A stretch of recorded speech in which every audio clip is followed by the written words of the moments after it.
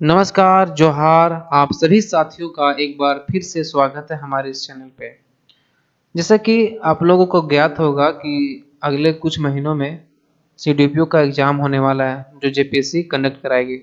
उसमें आप देखिएगा कि सिलेबस में दिया हुआ समसामयिक घटनाओं के बारे में कितने प्रश्न दिए, और लगभग 100 प्रश्न पूछने हैं, लेकिन उसमें लगभग 30 प्लस प्रश्न रहेंगे करंट अफेयर से संबंधित। इसीलिए हम अपने थंबनेल में लिखे हैं 30 प्लस सवाल करे पक्के। तो इसी को आज हम दूसरा क्लास लेकर आए हैं। पहला क्लास जो है उसमें लगभग हमने 30 प्रश्नों के बारे में व्याख्या किए थे।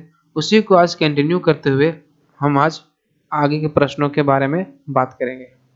देखिए आपके स्क्रीन पर दिख रहा होगा कि 31वां नंबर सवाल कि भारत के सुमित नागल, कौन? Sumit Nagal Monte Carlo Masters Monte Carlo Master के मुख्य मैच ड्रॉ हो गया था, समझे, जीतने वाले भारतीय खिलाड़ी बने।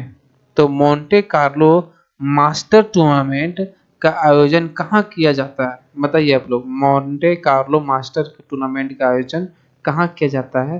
तो इसका प्रश्न हो जाएगा आंसर बी, यानी कि फ्रांस में यह आयोजन किया जाता है।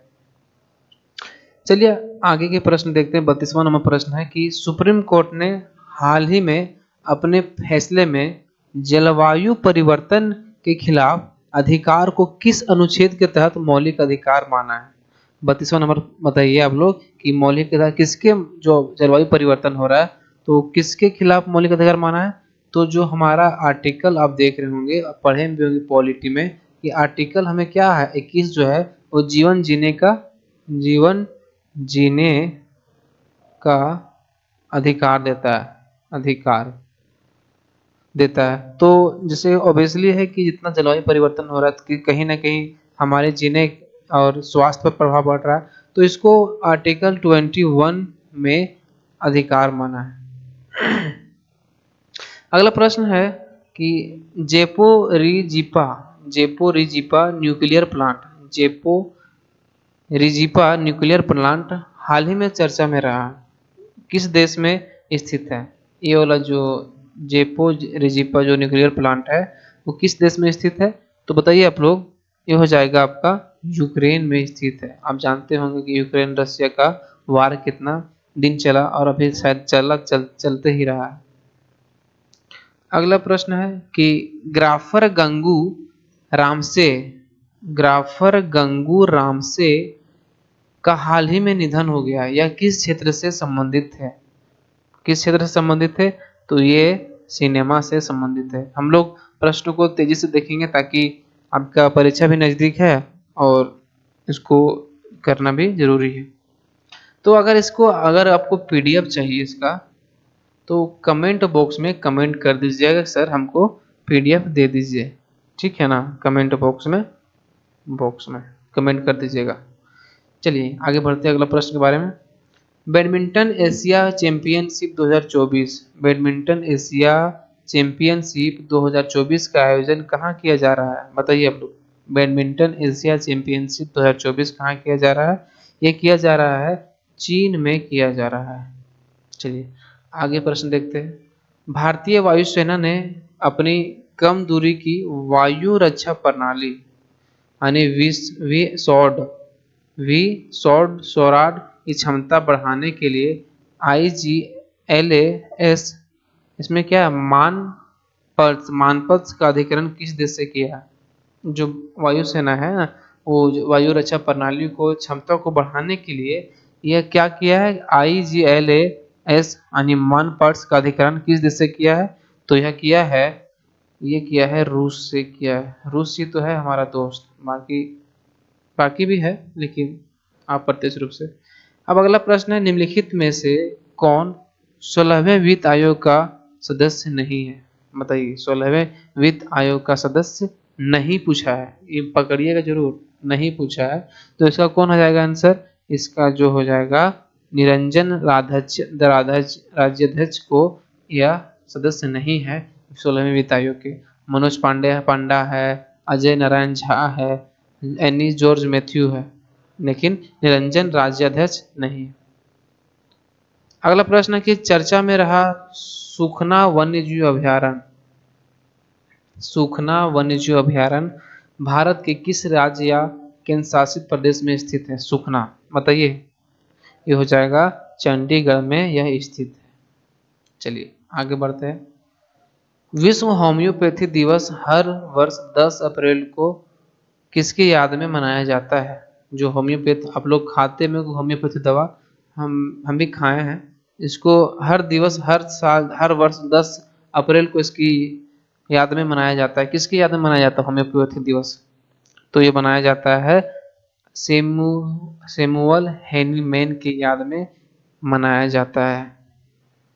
अगला प्रश्न है कि निम्न में से किसे स्लोवाकिया का राष्ट्रपति चुना गया है? स्लोवाकिया का राष्ट्रपति चुना गया किसको? ये चुना गया है पीटर पेलेग्रिनी को। पीटर पेलेग्रिनी को चुना गया है स्लोवाकिया का राष्ट्रपति। किस देश के खिलाड़ी मैया बाउचर को मार्च माह में ICC female players of the month चुना गया? मैया बाउचर को मार्च में आईसीसी फीमेल प्लेयर्स का मंथ चुना गया है। कहाँ के खिलाड़ी थे ये? बताइए आप लोग। ये हो जाएगा इंग्लैंड के खिलाड़ी थे। कौन? मैया बाउचर, जो ICC female players of the month चुना गया। अगला प्रश्न, the idea of democracy book किसके द्वारा लिखा गया है? बताइए आप लोग। द आइडिया ऑफ डेमोक्रेसी किसके द्वारा लिखा गया है? तो लिखा गया है सैम पित्रोदा के द्वारा यह बुक लिखा गया है। The idea of democracy, Sam Pitroda.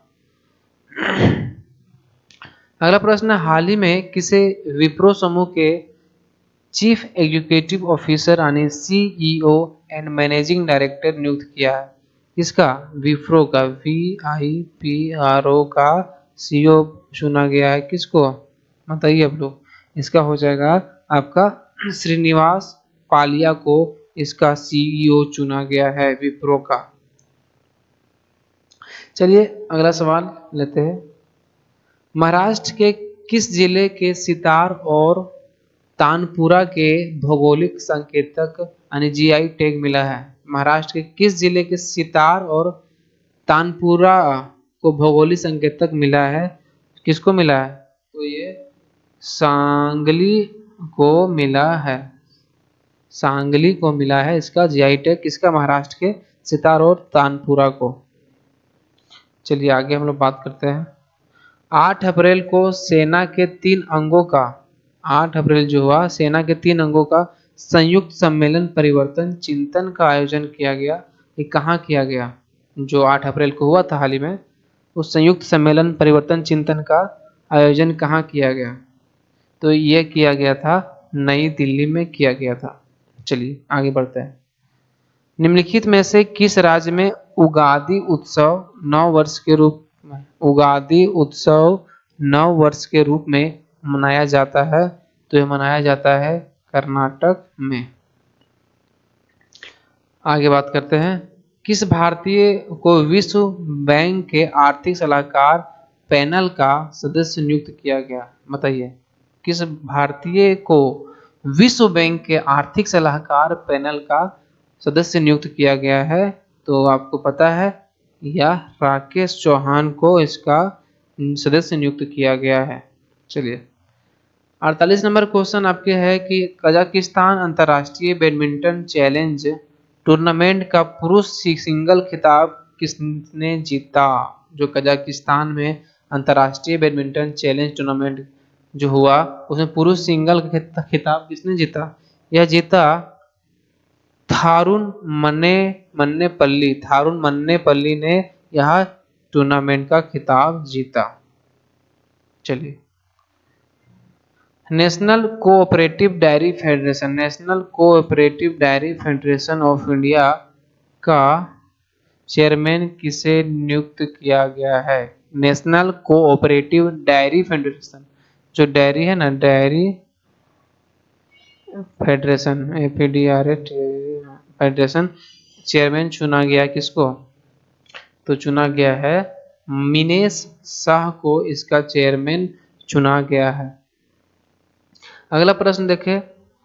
हाल ही में किस देश ने दुनिया की सबसे शक्तिशाली लेजर विकसित किया है? बताइए, लेजर जो विकसित किया है, सबसे शक्तिशाली शक्तिशाली किसे विकसित कौन किया है?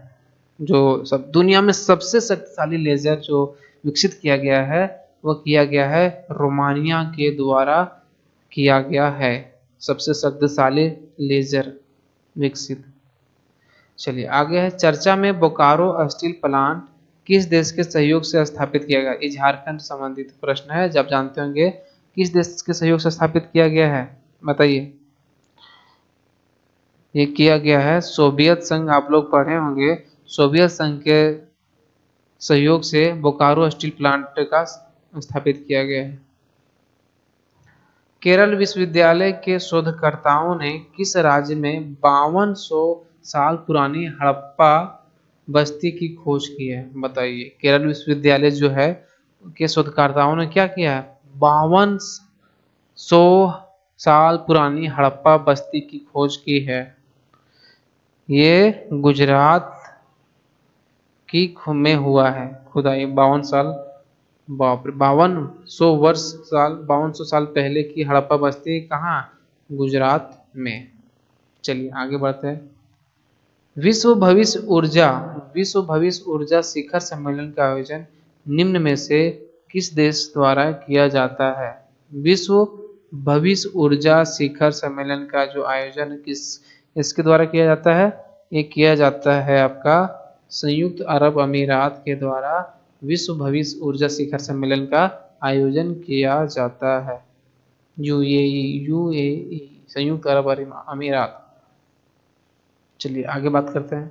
विश्व डोपिंग निरोधक एजेंसी द्वारा जारी की गई 2022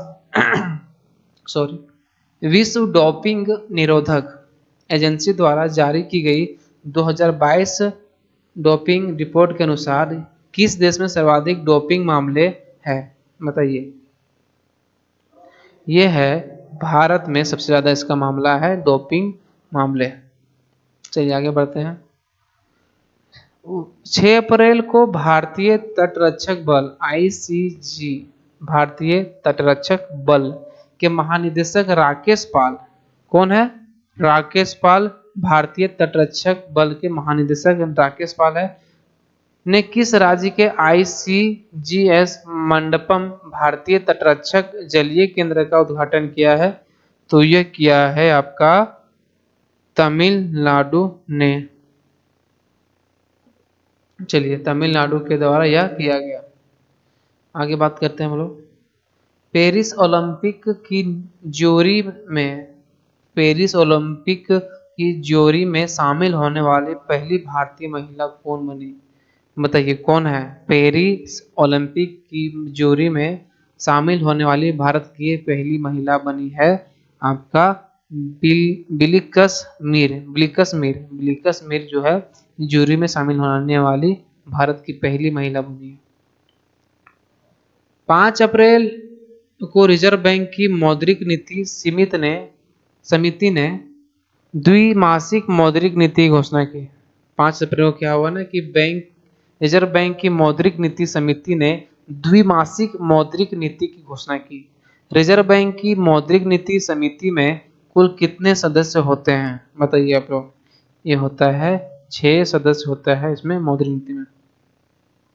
चलिए, WEF young global leaders class of 2024 में कुल कितने भारतीय शामिल हैं? WEF young global leaders class of 2000 में कुल कितने भारतीय शामिल हैं? 2024 में कितने भारतीय शामिल है? तो ये हो जाएगा आपका 5 व्यक्ति शामिल है, 5 भारतीय शामिल है।